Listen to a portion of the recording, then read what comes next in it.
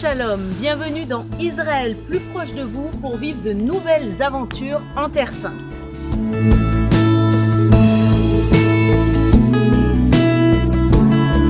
L'Éternel est mon berger, je ne manquerai de rien, il me conduit dans de verts pâturages. Vous l'avez compris, c'est le psaume 23. Nous sommes sur le site de Nazareth Village et notre thème de ce jour sera le bon berger.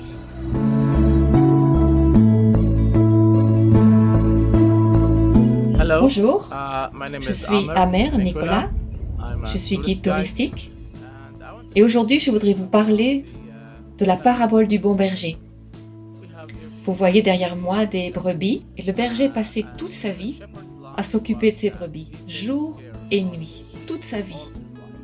Quand il sortait pour aller dans les pâturages, pour faire paître son troupeau, il ne rentrait pas à la bergerie tous les soirs, mais souvent il restait des jours et des nuits à l'extérieur. On le voit d'ailleurs dans l'histoire de Joseph, lorsque son père Jacob l'envoie voir ses frères. Cela lui prend plusieurs jours avant qu'il retrouve ses frères. On le voit aussi dans la vie de David. Et donc, quand ils sont à l'extérieur, ils doivent trouver un abri pour protéger les brebis. Comme une grotte, par exemple, comme vous voyez derrière moi.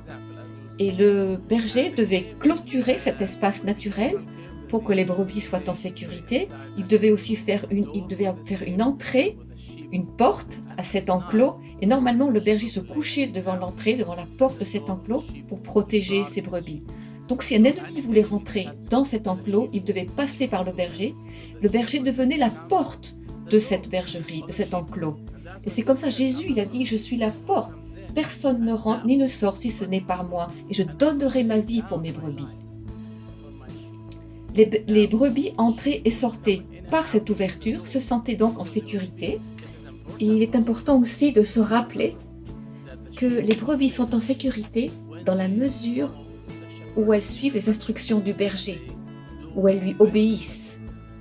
Parfois, il arrive qu'elles ne le fassent pas, qu'elles suivent leur propre chemin et qu'elles finissent par se trouver dans des situations difficiles et dangereuses. Et là, dans ce cas-là, le berger n'a pas la possibilité de protéger ses brebis. Il ira les chercher, mais les brebis sont responsables de rester près du berger et de lui obéir afin d'être en sécurité. Mais s'il arrive qu'une brebis quitte le troupeau et parte à l'aventure, que soit se perde, se blesse, qu'elle soit dans le danger, le berger quittera les 99 brebis, comme Jésus l'a dit, pour aller chercher la brebis perdue. Même si ça veut dire qu'il mettra sa vie en danger, qu'il pourra se blesser, qu'il devra monter des collines, descendre dans des vallées, traverser des buissons épineux, il ira là où il est nécessaire pour trouver la brebis perdue et la ramener à la bergerie. Et là, le berger se réjouira car il aura accompli sa mission aussi bien qu'il le peut pour ramener la brebis perdue.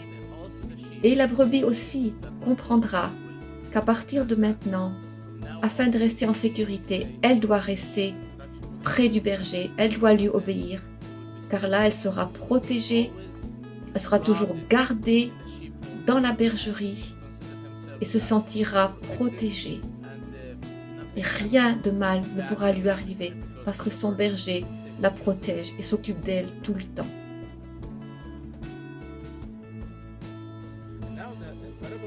Maintenant, pour revenir à la parabole du bon berger, dans Jean 10, au verset 9, Jésus dit « Je suis la porte. Si quelqu'un entre par moi, il sera sauvé. Il entrera et il sortira et il trouvera des pâturages. »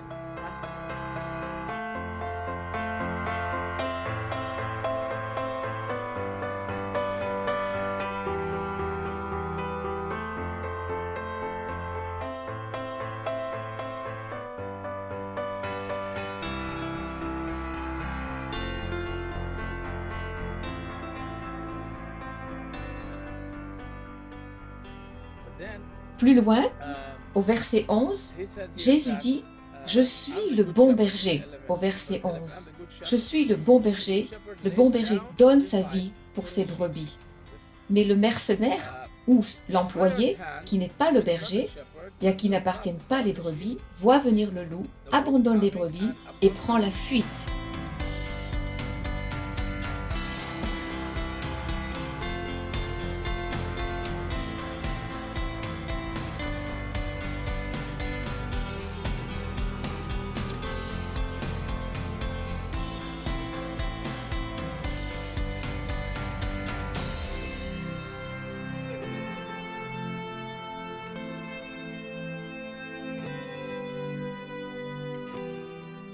Ce qui veut dire que, en fait, le bon berger, il est propriétaire des brebis. Il se sent responsable des brebis. Il est prêt à donner sa vie pour ses brebis. Ce qui est l'inverse d'un mercenaire ou d'un employé qui sera plus inquiet de protéger sa propre vie.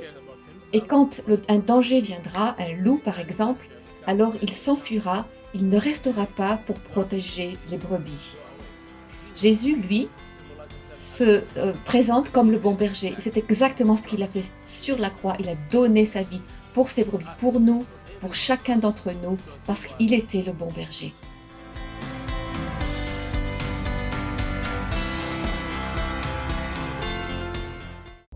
Merci les amis pour votre fidélité et pour tous vos encouragements qui nous font grand bien.